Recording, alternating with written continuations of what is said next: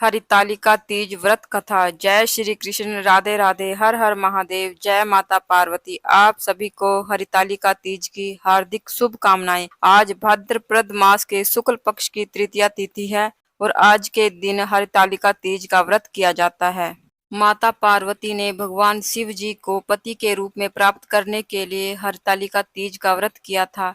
यह व्रत अखंड सौभाग्य को देने वाला माना गया है। महिलाएं आज के दिन अपने पति की लंबी आयु के लिए निर्जला व्रत रखती हैं और कुंवारी कन्याएं मनपसंद वर की प्राप्ति के लिए यह व्रत करती हैं। तो आज मैं आपको सुना रही हूँ हरितालिका तीज व्रत की कथा।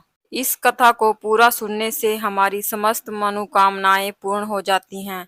तो आप बड़े ही श्रद्धा और प्रसन्नचित्त मन से इस कथा को पूरा अवश्य सुनिए। सूत जी ने कहा, हे सोनक आदि महर्षि गण मदार के फूलों से सजे हुए केश वाली दिव्य वस्त्रों से विभूषित पार्वती जी को तथा मुमंडल माला में सुशोभित शिव जी को जो दिगंबर रहते हैं, ऐसे शिव जी को मैं बार बार प्रणाम करता हूँ। कैलाश पर्वत के रम्या शिखर पर विराजमान शिव जी से पार्वती जी ने पूछा, हे महेश्वर, आप आज मुझे कोई गुप्त से गुप्त रहस्य की बात बताने की कृपा करें।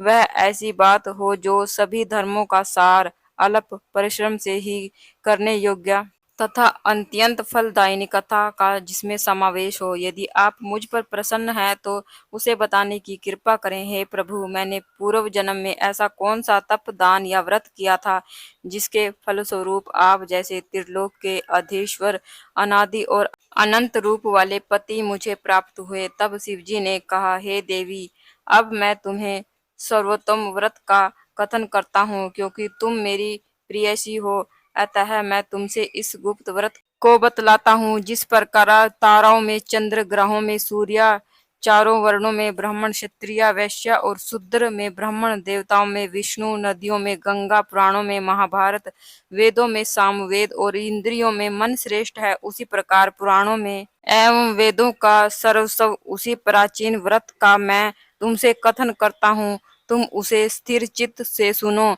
पूर्व काल में जिस व्रत को तुमने किया था, उसी के प्रभाव से तुमने मेरी पत्नी का स्थान प्राप्त किया है। प्रेयसी होने के कारण ही मैं तुमसे इस व्रत को प्रकट करता हूँ। भाद्रपद मास के शुक्ल पक्ष के हस्त नक्षत्र से युक्त तृतीया तिथि के दिन इस व्रत का अनुष्ठान करने से त्रिविधाता दैहिक, वैदिक, भौतिक एवं समस्त पापों से स्त्रियां मुक्त हो जाती हैं।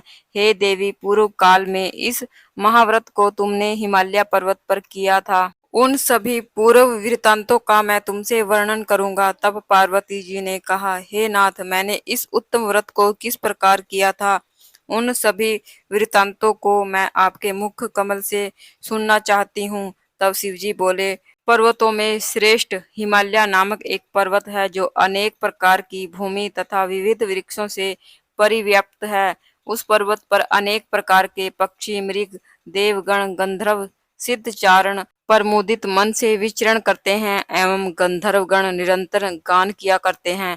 उस पर्वत की चोटी स्फटिक बिलोरे नामक एक विशेष प्रकार की मणि है। स्वर्ण मणि और मूंगों से सुशोभित है। यह पर्वत आकाश के समान ऊंचा है। उसकी चोटियां सदैव बर्फ से ढकी रहती हैं तथा गंगा का निरंतर निनाद होता रहता है।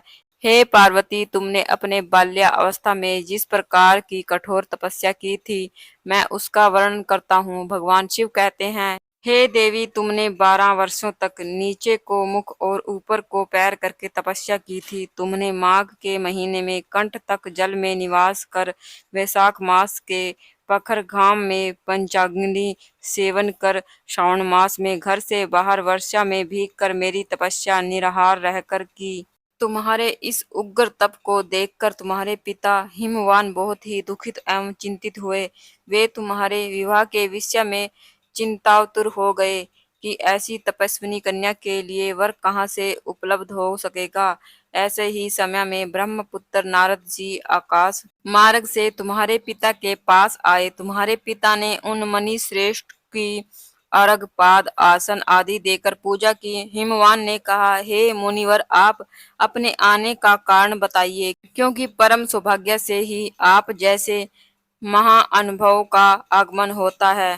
उत्तर में नारद मुनि ने कहा, हे पर्वतराज, आप मेरे आने का कारण जानना चाहते हैं तो सुनिए। मुझे भगवान विष्णु ने आपके पास संदेश वाहक के रूप में भेजा है और कहा है कि अपनी इस कन्या रत्न को किसी योग्य पुरुष के ही हाथ में अर्पित करें। संपूर्ण देवों में वासुदेव से बढ़कर अन्य कोई देव नहीं है, इसलिए मेरी भी यही राय है कि आप अपनी कन्या भगवान विष्णु को सौंप कर जगत में यशस्वी बने। नारद जी की बात सुनकर हिमालय ने कहा, यदि भगवान विष्णु ने इस कन्या को ग्रहण करने की स्वयं इच्छा की है तो मुझे कोई आपत्ति नहीं है, क्योंकि आपकी सम्मति है। इसलिए अब आज से इस संबंध को निश्चित ही समझिए।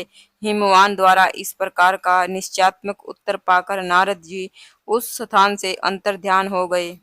शंख चक्र गदा एवं पद्मधारी भगवान विष्णु के पास उपस्थित हुए। उन्होंने हाथ जोड़कर प्रणाम करते हुए विष्णु भगवान से कहा, हे देव, मैंने आपका विवाह संबंध पर्वतराज हिमवान की पुत्री से निश्चित कर दिया है। उधर हिमवान ने प्रसन्न होकर तुमसे कहा कि हे पुत्री, मैंने तुम्हारा विवाह भगवान विष्णु के साथ निश्चित कर दिया है।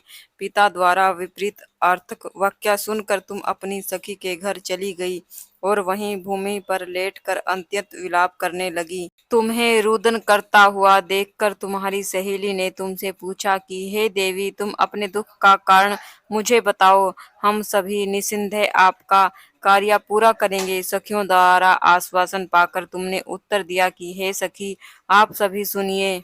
मेरी इच्छा महादेव जी के साथ विवाह करने की है, परंतु मेरे पिता ने मेरी इच्छा के विरुद्ध कार्य किया है, अर्थात उन्होंने श्री हरि विष्णु जी के साथ मेरा विवाह करने का नारद जी को वचन दे दिया है। इसलिए सखियों, अब मैं अपने शरीर का निश्चित रूप से परित्याग करूंगी।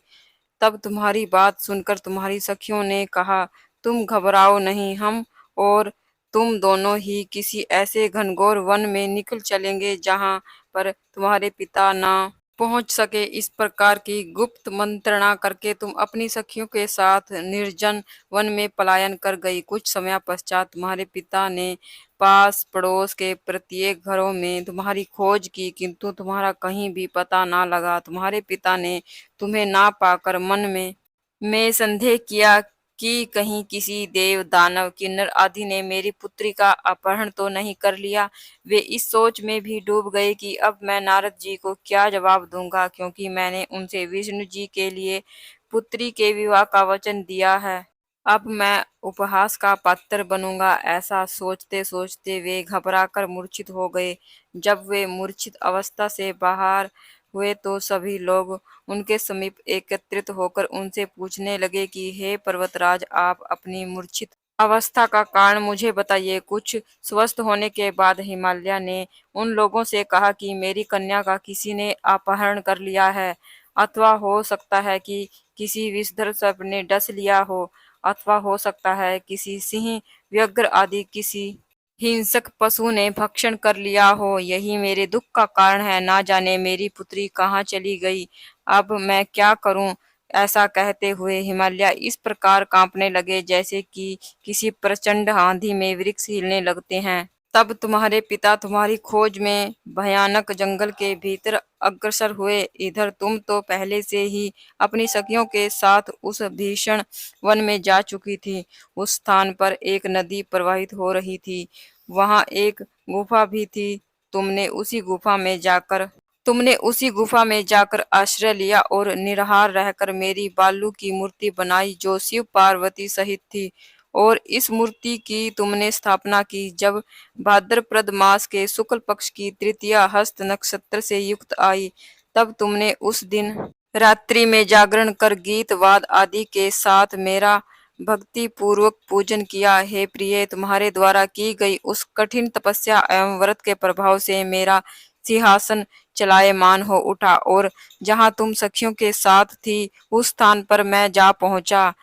मैंने तुमसे कहा कि हे वराने, मैं तुमसे अत्यंत प्रसन्न हूँ, तुम मुझसे अपना इच्छित वर प्राप्त कर लो।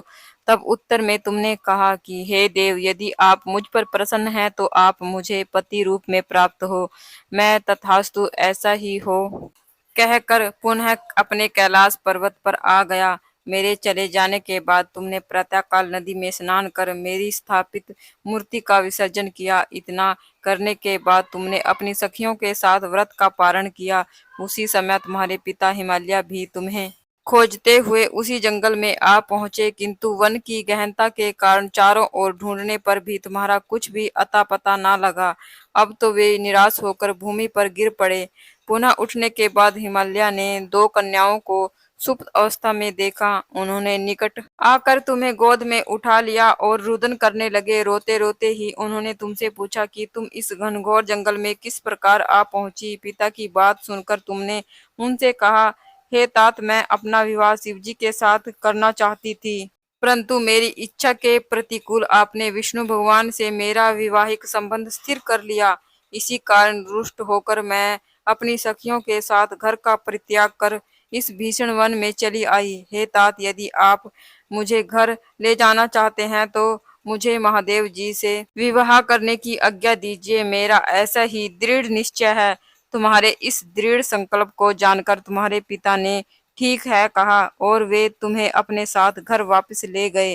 घर पहुंचने पर मेरे साथ तुम्हारा पणि ग्रहण हुआ। उसी व्रत के प्रभाव से तुमने अचल सौभाग्य प्राप्त कर लिया।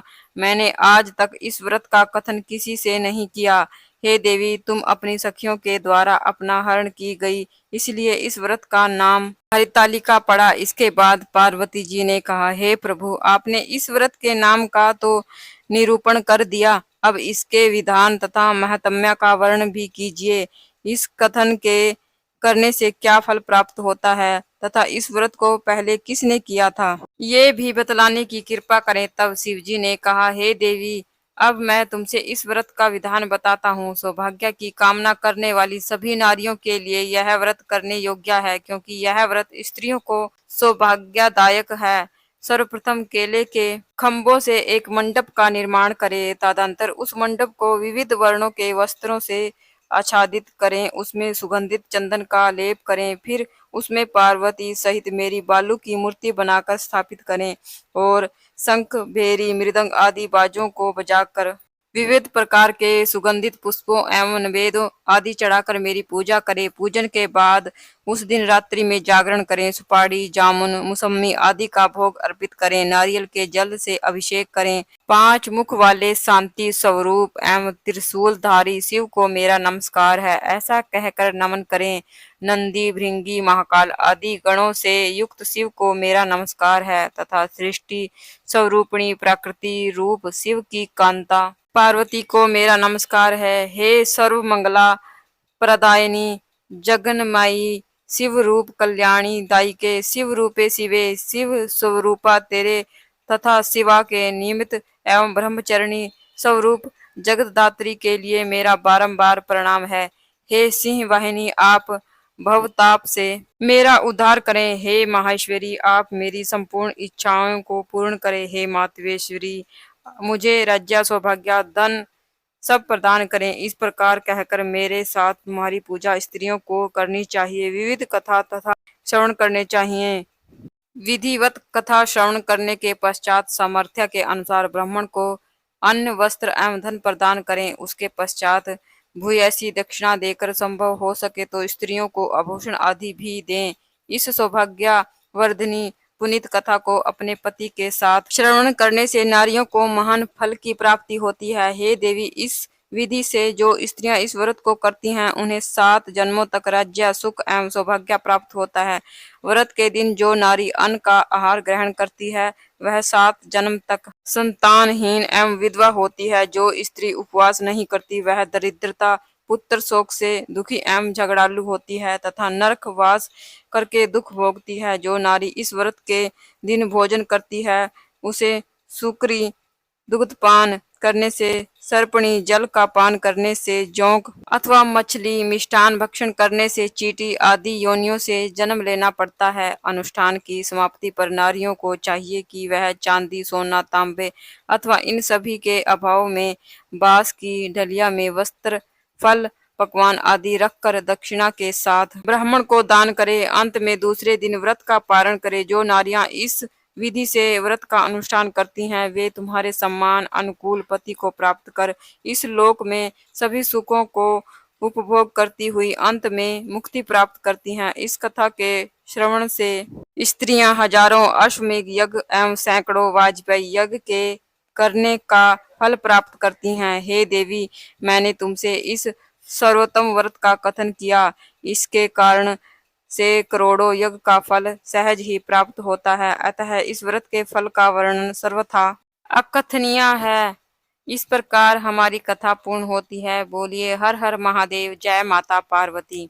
कथा पूर्ण होने के बाद जो चने हमारे हाथ में हैं वो हम भगवान शिव और माता पार्वती को समर्पित करेंगे। थोड़े से काले चने हम जल के लोटे में डाल देंगे। इस प्रकार हमारी कथा पूर्ण होती है और हमारी पूजा भी पूर्ण होती है।